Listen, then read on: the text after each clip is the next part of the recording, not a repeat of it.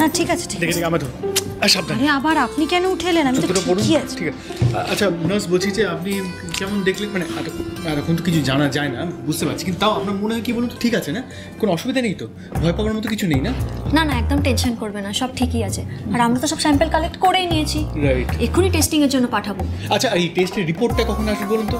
মানে আমি ভাবছিলাম যে একটু কি তাড়াতাড়ি পাওয়া যাবে রিপোর্ট? কেন তাড়াতাড়ির কি দরকার? যখন আসে তখন আসবে। তারপরে তো বসে থাকা যায় না। আর আরে বাবা, অনেক সময় তো ওনারা জানিয়ে দেন, ফোন করলে তো বলে দেন, রিপোর্ট না হয় পরে কালেক্ট করে নেবো, তো অসুবিধা নেই। আজকে রাতের মধ্যে আপনারা রিপোর্ট পেয়ে যাবেন। ওকে, থ্যাংক ইউ। আপনি দাঁড়িয়ে আছেন কেন? আসুন আসুন, বসুন। আপনি না মাথাটা খারাপ করে দেবেন। রিপোর্ট সেলেই আমি দেখে নেবো দাদাভাই, ঘাবড়াবার কিছু নেই। তবে আমার মনে হয় ওই বেসিক স্ট্রেস থেকেই ওনার এটা হয়েছে। একটু বোঝাও না। আচ্ছা আপনি একটু সাবধানে থাকবেন, তাহলেই হবে। Take care of her. Thank you. আসুন, বসুন বসুন।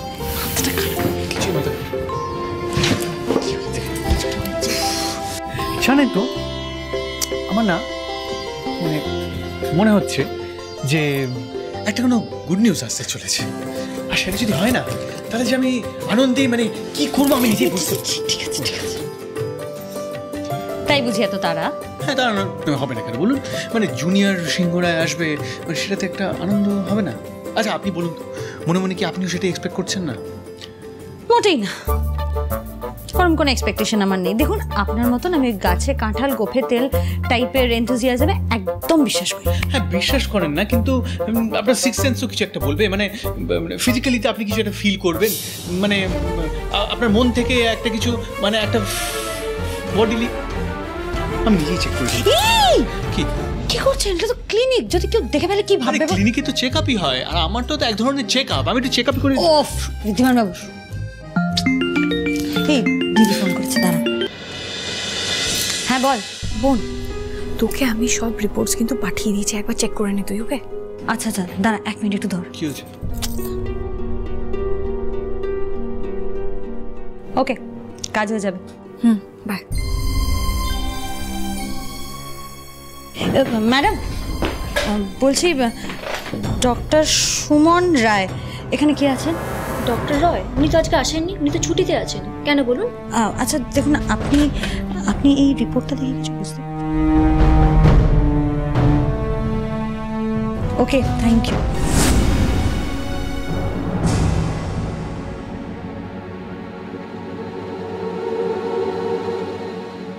কি হয়েছে বলুন তো? কি আবার হবে?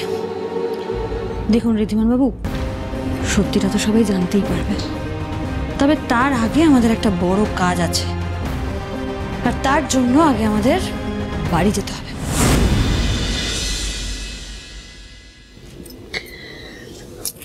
কাকিমণি, আজ তো বনি আর কুণালের বউ ভাত। আজকের দিনে মাকেই তো ছেলের হাতে ভাত কাপড়ের থালা তুলে দিতে হয়। তুমি আজকের দিনেও কুণালের উপর অভিমান করে থাকবে?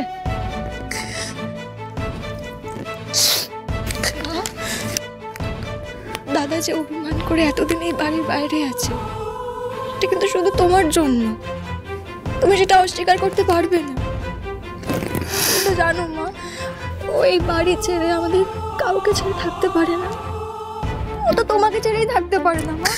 আরে বাবা, তো ওর কতটা কষ্ট হচ্ছে এখন। কষ্ট হচ্ছে রে? কিসে কষ্ট হচ্ছে? ও তো নিজের পছন্দের মেয়েকে বিয়ে করেছে, ভালো আছে, আমাকে ছেড়ে আছে তো।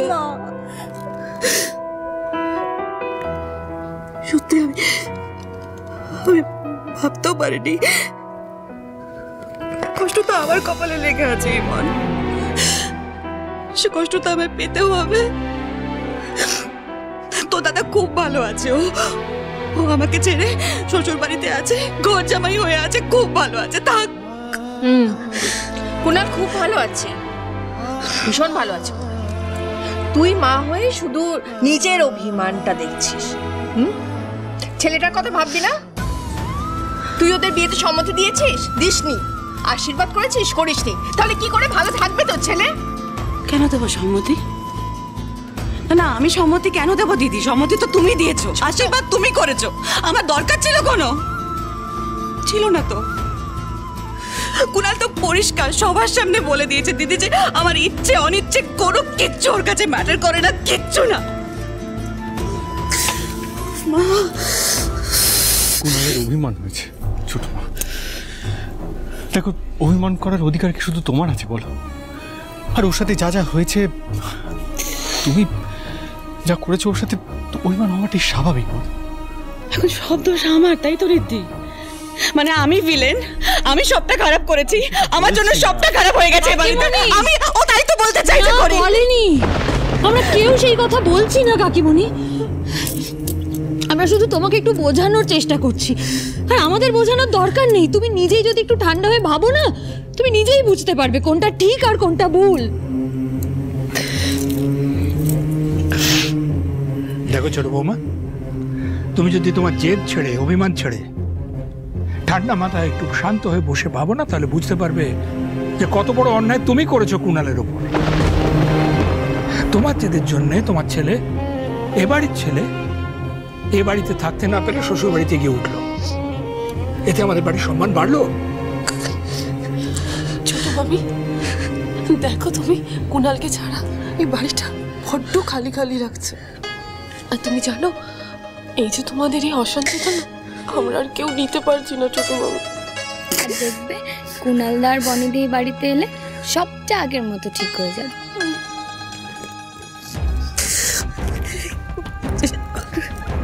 আমি না একটা কথা কিছুতেই বুঝতে পারছি না যে কুণাল কি এমন অন্যায় করেছে যে তুমি এইভাবে কান্নাকাটি করছো। রাগ অভিমান কেন? কুণাল কাউকে ভালোবাসে? কাউকে ভালোবাসে অন্যায়, পাপ? ছোট বৌদি, কুণাল বনিকে ভালোবাসে। আর তুমি বোধহয় এখন ভুলেই গেছো যে একটা সময় এই বনিকে তুমি কত ভালোবাসতে। বনি কুণালকে কতবার বিপদের হাত থেকে বাঁচিয়েছে, আমাদের পরিবারটাকে বাঁচিয়েছে। আচ্ছা, তুমি কি করে ভুলে গেলে বলো তো? তোমাকে যখন গুন্ডারা কিডন্যাপ করে নিয়ে চলে গেল, তখন তোমাকে বাড়িতে সুস্থভাবে কে এনেছিল? বনি এনেছিল। অথচ দেখো, আজই বনিকেই তুমি মেনে নিতে পারছো না। মানে আমি ভাবতে পারছি না ছোট বৌদি, যে মেয়েটা সব সময় আমাদের পাশে আছে, তাকে তুমি মানতে পারছো না। কাকিমণি, আমি আমার বোনকে চিনি, পরিবার ওর কাছে কিন্তু সবার আগে। আর কুণালকেও প্রাণ দিয়ে ভালোবাসে কাকিমা, তাতে কোনো খাদ নেই। যে পুলিশ ট্রেনিং নিয়ে তোমার এত প্রবলেম ছিল, সেটা আজও কমপ্লিট করেছে। আর শুধু ওর নিজের ইচ্ছের জন্য নয়, ও আমাদের বিপদে আমাদের পাশে দাঁড়িয়েছে, আমাদের সাহায্য করেছে সব সময়। আর তারপরেও তুমি শুধু তোমার কথা ভাববে, ওই মেয়েটার কথা একবারও ভাববে না।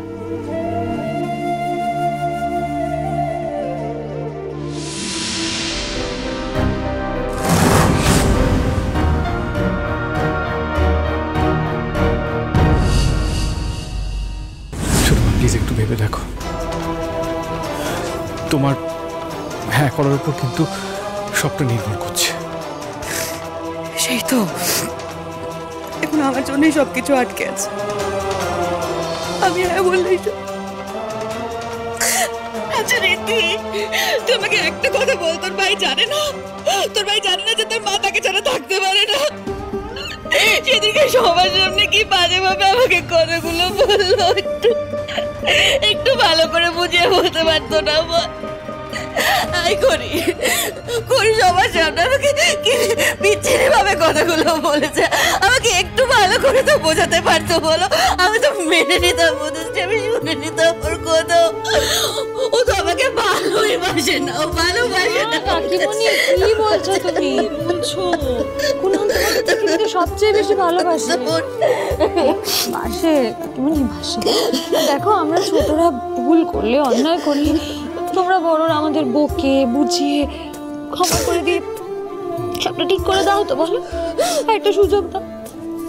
তুমি পারবে না বনি আর কুণালকে ক্ষমা করে দিও, ওদের একটা সুযোগ দিতে?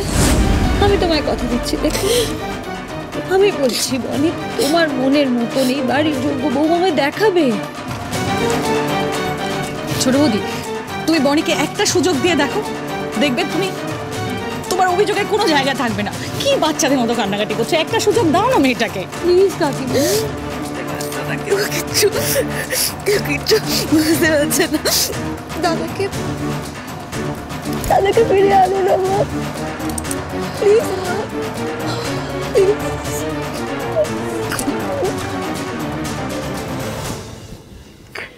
যাও ছোট বৌমা, অভিমান ভুলে ছেলে আর বৌমাকে ফিরিয়ে নিয়ে এসো বাড়িতে।